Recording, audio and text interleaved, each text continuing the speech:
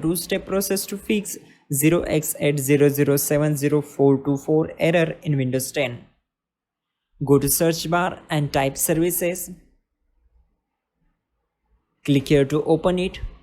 On the services tab, right click on background installation transfer service properties.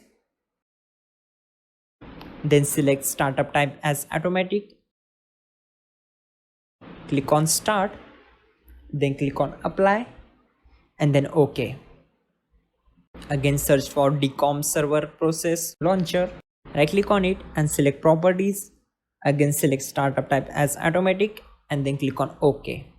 Scroll down and search for RPC, that is remote procedure call. Right click on it and select properties.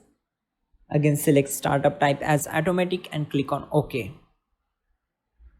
Again scroll down and search for Windows Defender antivirus service. Right click on it, select properties and again select startup type as automatic and click on OK. And finally search for Windows Update.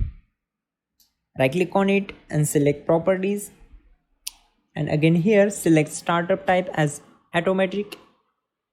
Click on apply, then click on start and then OK.